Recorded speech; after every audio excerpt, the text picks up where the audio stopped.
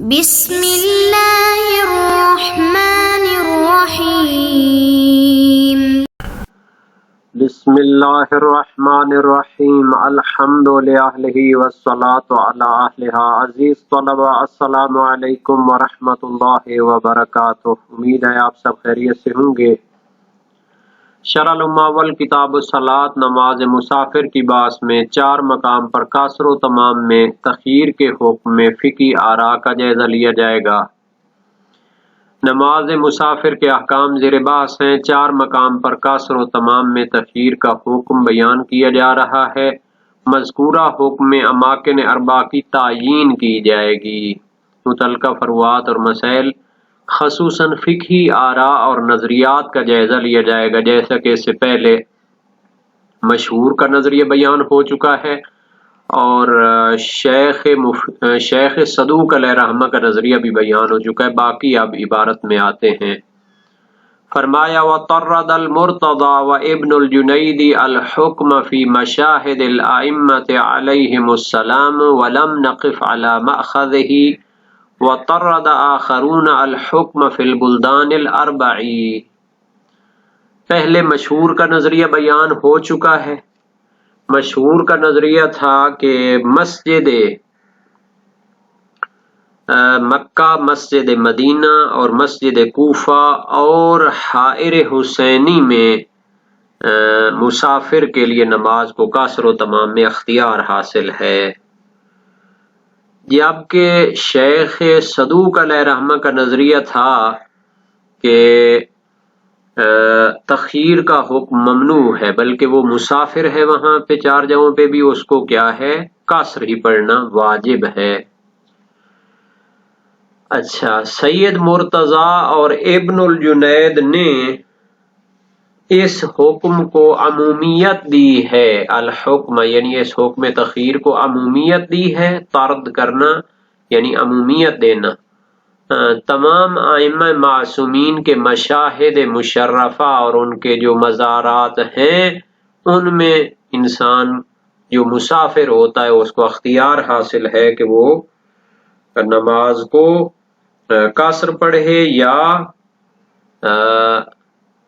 تمام پڑھے، اس کو اختیار وہاں بھی حاصل ہے۔ حالانکہ مشہور نے اس حکم کو نہیں کہا تھا۔ وَلَمْ نَقِفْ عَلَى مَأْخَذِهِ، شیخ شہید اول اور شہید ثانی اس نظریے کو نہیں مانتے، تو شہید ثانی فرماتے ہیں ہمیں اس نظریے کی دلیل نہیں ملی۔ مأخذ دلیل کو کہتے ہیں، وقوف یعنی نہ ملنا، عدم المعرفہ۔ اب سید مرتضی علم الہدیٰ بہت بڑی شخصیت ہیں، شیخ مفید کے شاگرد ہیں، شیخ طوسی کے استاد ہیں، تقریباً 30 سال تک انہوں نے حوزہ علمیہ بغداد میں انہوں نے مرجعیت شیعہ سنبھالی ہوئی تھی، خبر واحد کے منکر تھے اور قرآنی علوم پہ مہارت رکھتے تھے۔ اب یہ ان کا جو موسوع ہے 20-30 جلدوں میں آیا ہے۔ بہت بڑے فقیہ، مرجع اور متکلم، سید رضی کے بھائی ہیں جنہوں نے نہج البلاغہ لکھی ہے۔ تو یہ فرماتے ہیں کہ یہ حکم تخیر کا مسافر کے لیے تمام ائمہ معصومین کے ذریعے پہ موجود ہے۔ اور ابن الجنید اسکافی بھی اسی طرح بہت بڑے فقیہ تھے، شیخ مفید سے پہلے دور کے تھے اور اصولی مذہب تھے، یعنی تحقیقات اور قواعد فقہیہ کو اہمیت دیتے تھے، وہ بھی اسی نظریے کے قائل ہیں۔ لیکن بہرحال اس مسئلے میں ان کا نظریہ جو ہے اس کی دلیل نہیں ملی۔ 4 موارد کی دلیل ہے روایات میں جو پہلے بیان ہو چکی ہیں، تو انہوں نے کیسے کہا ہے، آیا باقی مزارات کو بھی کربلا اور کوفہ پہ جو ہے نا جی انہوں نے کیا ہے عطف کیا ہے یا کیسے، بہرحال دلیل نہیں ملی۔ وَطَرَّدَ آخَرُونَ الْحُكْمَ فِي الْبُلْدَانِ الْأَرْبَعِ، اور دوسرے بعض فقہا نے اس حکم کو عمومیت دی ہے ان 4 شہروں میں، کیونکہ مشہور میں تھا کہ حرم مکہ اور مسجد مدینہ، مسجد مکہ، مسجد مدینہ اور مسجد کوفہ اور حائر حسینی جو ذریع مبارک جو ہے اس کے اندر اندر والا حصہ آتا ہے، جس کو امام حسین علیہ السلام کی زری کے اوپر چھت بھی ڈالی گئی ہے، قدیم جو عمارت تھی اس کو کہتے ہیں۔ لیکن اس حکم کو بعض دوسرے فقہا نے پورے 4 شہروں کے لیے عمومیت دے دی ہے، یعنی کربلا پورا کا پورا، کوفہ پورا شہر، مکہ اور مدینہ پورا شہر۔ تو یہ بھی ایک نظریہ ہے۔ وثالث فی بلدی المسجدین الحرمین دون الآخرین، اور تیسرے ایک گروہ نے جو فقہا ہیں امامیہ، انہوں نے اس حکم کو عمومیت دی ہے مسجد الحرمین، یعنی مسجد الحرام اور مسجد نبوی کے پورے شہر، مکہ اور مدینہ پورے شہر میں تخیر مسافر کو حاصل ہے۔ دوسرے جو 2 ہیں عناوین اور اماکن، اس میں حائر مختص ہے اور مسجد کوفہ پورا کوفہ اور پورا کربلا شامل نہیں ہے۔ وَرَابِعٌ فِي الْبُلْدَانِ الثَّلَاثَةِ غَيْرِ الْحَائِرِ، اور چوتھا فقہا کا ایک گروہ ہے جنہوں نے اس حکم کو 3 شہروں میں تو عمومیت دی ہے، لیکن حائر حسینی میں عمومیت نہیں دی، بلکہ اسی حائر حسینی کی حد تک اختصاص، پورے یعنی کربلا کو شامل نہیں کیا، لیکن کوفہ مکہ مدینہ پورے شہر میں اختیار حاصل ہے۔ وَمَالَ إِلَيْهِ الْمُصَنِّفُ فِي الذِّكْرَى، جناب شہید اول اپنی کتاب ذکرہ شیعہ میں اس نظریے کی طرف میلان پیدا کرتے ہیں، یعنی ان کا بھی رجحان یہی ہے کہ 3 شہروں میں پورے شہروں میں اختیار حاصل انسان کو، مسافر ہے پوری پڑے یا قاصر پڑے۔ تو یہ تو نظریات شہید ثانی نے اس کے بارے میں جمع کر دیے۔ یہاں پر خود شہید ثانی کا نظریہ کیا ہے جناب، تو وہ فرماتے ہیں وَالْاِقْتِصَارُ عَلَيْهَا مَوْضِعُ الْيَقِينِ فِيمَا خَالَفَ الْأَصْلَ، بہتر یہ ہے کہ اکتفا کیا جائے انہی 4 جگہوں میں جو یقینی طور پر جو ہے دلیلوں کے ذریعے ثابت ہوتے ہیں۔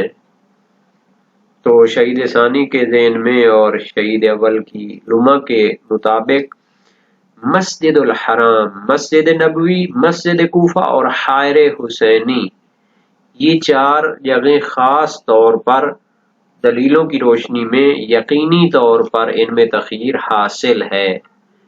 فیما خالف الاصل، چونکہ مسافر کے لیے اصل جو حکم ہوتا ہے وہ تو قاصر کرنا ہے۔ اب اگر کوئی حکم آتا ہے کہ مسافر کو ان 4 مقام پر اختیار حاصل ہے، تو یہ حکم خلاف اصل ہے، خلاف قاعدہ اور قانون ہے جو ظاہری طور پر بنایا گیا تھا مسافر کے لیے۔ تو جن مقام پر یقینی طور پر وہ اختیار حاصل ہوگا اس کو تو ہم بیان کر سکتے ہیں، لیکن پورے شہر کے لیے تو ہمارے لیے دلیل چاہیے۔ دلیل نہیں ہوگی تو وہی قانون مسافر وہاں پر جاری کیا جائے گا۔ مسافر میں قانون کیا ہے کہ نماز کا اثر پڑے، یہ ایک قانون اور اصل عمومی ہے۔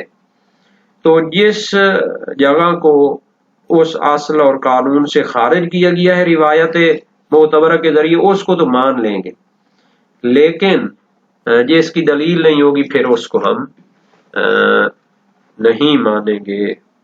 تو یہ جناب علی کچھ نظریات پائے جاتے ہیں۔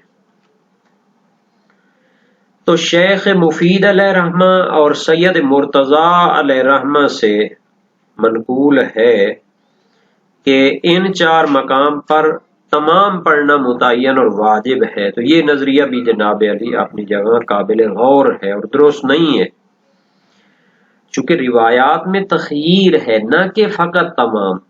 اور شیخ صدوق علیہ رحمہ کی من لا یحضرہ الفقیہ، جو بہت بڑی کتاب ہے، کتب اربعہ میں شامل ہے، 5000 حدیثوں کا مجموعہ ہے، اور ان کی ایک اور کتاب ہے الخصال، بڑی دلچسپ کتاب ہے، بڑی مفید کتاب ہے۔ باب اول میں 1 کی خصوصیات والی حدیث ہیں، باب ثانی میں 2 کی خصوصیات والی، 3 میں 3 4 کے 4 والی، اور 5 میں 5 والی خصوصیات کی حدیث۔ اس میں 6 7 10 12 اسی طرح ہر باب کے اندر جو ہے انہوں نے اس باب کی خصوصیات والی روایات اس نمبر کے حوالے سے نقل کی ہیں۔ خطباء اور جو مبلغین ہیں ان کے لیے بڑی مفید کتاب ہے۔ ویسے تو حدیث کی کتاب ہے، ہر انسان اور مسلمان کو حدیث نبوی اور حدیث اہل بیت کو پڑھنا چاہیے، اور اس میں جو فرامین ہیں ان پہ عمل کرنا چاہیے۔ تو شیخ صدوق علیہ رحمہ نے ان 2 کتابوں میں کیا نظریہ اختیار کیا ہے کہ اگر ان 4 مقام پر 10 دن رہنے کی نیت نہیں کرتا تو پھر قصر پڑھنا واجب ہے، اور افضل یہ ہے کہ 10 دن رہنے کی وہاں نیت کر لے تاکہ نماز پوری پڑھ سکے۔ اس کی دلیل کیا ہے جناب علی کے پاس؟ کہتے ہیں کچھ روایات ہیں۔ صحیح محمد بن اسماعیل بن بزی جلیل القدر راوی ہیں امام رضا علیہ السلام سے، عن الصلاۃ بمکہ والمدینہ تقصیر او تمام، مکہ اور مدینہ میں نماز کے بارے میں سوال کیا کہ قصر ہے یا تمام، فرمایا تو قصر ما لم تعزم علی مقام 10، قصر پڑھو جب تک کہ 10 دن رہنے کی نیت نہ کرو۔ مسائل الشیعہ باب 25 ابواب نماز مسافر۔ ان روایات سے اضطراری حالات مراد لیے گئے ہیں، بلکہ صحیح علی بن مہزیار صراحت رکھتی ہے کہ فقہائے اصحاب ائمہ وہ تقصیر والی قصر والی روایات پر عمل کرتے تھے، لیکن امام کا فرمان ہے صحیح حماد میں کہ تمام پڑھنا بھی علم الہی کے اسرار اور خزانوں میں سے ہے۔ تو تعیین تقصیر قصر جو ہے جو صادر ائمہ سے وہ اصحاب میں شائع تھی، تو وہ اضطراری حالات کے تحت تھی۔ اور روایات میں تخییر نماز کے ساتھ خاص ہے، روزے میں تخییر نہیں ہوگی، بلکہ روزہ تو مسافر کے لیے افطار ہی ہوتا ہے، اور روزے کی ادلہ جو ہے اس میں حاکم ہیں اور اس میں معارض بھی نہیں ہے، یعنی اختیار اس کی دلیل نہیں ہے۔ اور مکہ اور مدینہ سے تو پورا شہر مراد ہے، اگرچہ کہ نماز مسجد الحرام اور مسجد نبوی سے باہر پڑھی جائے، جیسا کہ شیخ طوسی محقق ہلی صاحب شرائع الاسلام اور اکثر اصحاب اور فقہاء نے اس کو اختیار کیا، بلکہ یہ مشہور ہے، جیسا کہ اس کی تعبیر ہے صحیح عبد الرحمن ابن الحجاج اور علی بن مہزیار میں بھی، بلکہ ذیل مکاتبہ ابن مہزیار میں ہے کہ جب ملاقات ہوئی تو اس نے سوال کیا، پہلے تو ریٹن شکل میں اس کو خط موصول ہوا تھا امام کا، ایو شیء تعنی الحرمین، حرمین سے آپ کی مراد کیا ہے؟ فرمایا مکہ مدینہ۔ تو یہ صریح ہے کہ پورے شہر مراد ہیں۔ تو شہید اول نے جو اس لمحہ میں کہا ہے کہ فقط مسجد حرام اور مسجد نبوی کی حد تک تخیر ہے، تو یہ بھی ٹھیک نہیں ہوگا۔ ابن ادریس ہلی اور ایک جماعت جو ہے نا اس حکم کو مسجدین کے ساتھ خاص کرتے ہیں، وہ قادر متیقن کے باب سے، اور ان کے پاس ایک مرسلہ روایت بھی ہے ابراہیم بن ابی البلاد کی امام صادق علیہ السلام سے، تتم الصلاۃ فی ثلاثۃ مواطن، 3 مقام پر نماز پوری پڑھو، فی المسجد الحرام و مسجد الرسول و عند قبر الحسین علیہ السلام۔ یہ روایت باب 25 میں ہے، مرسلہ حذیفہ بن منصور جلیل القدر راوی ہیں، لیکن باقی سند میں ارسال ہے، امام صادق علیہ السلام سے ہے، تتم الصلاۃ فی المسجد الحرام و مسجد الرسول و مسجد الکوفہ و حرم الحسین علیہ السلام۔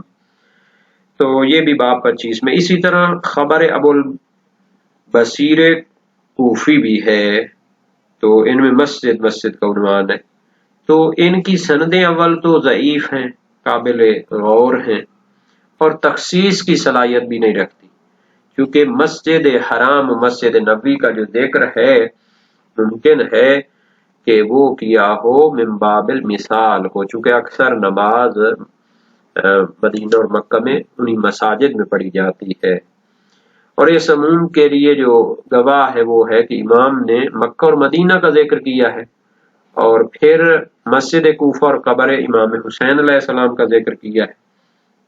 تو اگر مکہ اور مدینہ سے مراد شہر نہ ہوتے تو پھر اس طرح بعد میں تعبیر کی تبدیلی کا کوئی معنی نہیں ہوتا، جیسا کہ مرسل حماد میں امام صادق علیہ السلام سے من الامر المذخور اتمام الصلاة فی 4 مواطن مکہ والمدینہ ومسجد الکوفہ والحائر، 4 مقام پر تمام پڑھنا یہ خزانہ شدہ ہے علم الہی میں، مکہ مدینہ اور مسجد کوفہ اور حائر۔ اور ایک جہت سے ہے کہ جن روایات میں تعبیر مسجد کوفہ آئی ہے جیسے کہ مرسل حذیفہ اور مرسل حماد میں ہے، اور حرم امیر المومنین آئی جیسے کہ صحیح حماد میں ہے، تو تمام کا تقاضا یہ ہے کہ مراد مسجد کوفہ ہے۔ اور تعبیر شہر کوفہ کی تو وہ فقط جو ہے خبر زیاد کندی میں ہے جو امام ابو الحسن علیہ السلام سے، یا زیاد احب لک ما احب لنفسی واکرہ لک ما اکرہ لنفسی اتم الصلاۃ فی الحرمین وبالکوفہ وعند قبر الحسین علیہ السلام، میں جو اپنے لیے پسند کرتا ہوں تیرے لیے پسند کرتا ہوں، جو اپنے لیے ناپسند کرتا ہوں تیرے لیے بھی ناپسند کرتا ہوں۔ حرمین، حرم خدا اور حرم رسول، اور کوفہ اور قبر حسین علیہ السلام میں کے پاس جو ہے نماز پوری پڑھو، رسائل شیعہ باب 25 ابواب نماز مسافر میں۔ تو اس سے مراد بھی وہی کیا ہوگا، مسجد کوفہ ہوگی۔ تو شیخ طوسی نے جو کوفہ پورے شہر کو مکہ شہر کے ساتھ ملک کیا ہے تو اس روایت کی بنیاد پر تو وہ قابل غور ہے۔ حائر حسینی کی نسبت کبھی حرم حسین علیہ السلام کی تعبیر ہے جیسے کہ صحیح حماد بن عیسیٰ میں ہے، مرسل حذیفہ بن منصور میں ہے، اور کبھی تعبیر قبر الحسین علیہ السلام جیسا کہ مرسل ابراہیم بن ابو البلاد میں ہے، اور کبھی حائر کی تعبیر ہے جیسا مرسل حماد میں ہے۔ تو اس کے جمع کا تقاضا یہ ہے کہ حائر پر انحصار کیا جائے، بلکہ امام حسین علیہ السلام کی قبر مبارک کے قریب قریب۔ اور حائر حسینی کی حد بندی میں بھی اختلاف وارد ہوا ہے۔ سرائر ابن ادریس ہلی میں ہے مادار سور المشہد والمسجد علیہ، جو زری اور مسجد کی دیواریں جس کو گھیرے ہوئے وہ حائر ہے۔ اور دوسرا ایک نظریہ ہے کہ پورا صحن مقدس جو ہے وہ حائر ہے۔ اور تیسرا ہے قبہ سامیہ، یعنی امام علیہ السلام کی زری کا جو قبہ ہے اور اوپر جو گنبد ہے۔ پانچواں نظریہ کہ مجموعہ صحن قدیم، پرانا جو سارا صحن تھا، نہ کہ جو صفوی حکومت کے دور میں اس کو پھیلایا گیا۔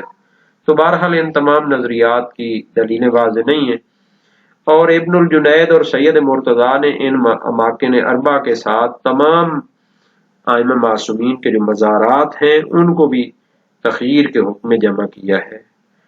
شہید اول اپنی ذکرہ شیعہ میں فرماتے لم نقف لہما علی مأخذ فی ذلک، ہمیں اس کا کوئی دلیل خاص تو نہیں ملی، والقیاس عندنا باطل، اور اگر ان دو جید علماء نے باقی ائمہ معصومین کے مزارات کو امام حسین علیہ السلام کی زیارت اور مزار پر قیاس کیا ہو تو یہ باطل ہے۔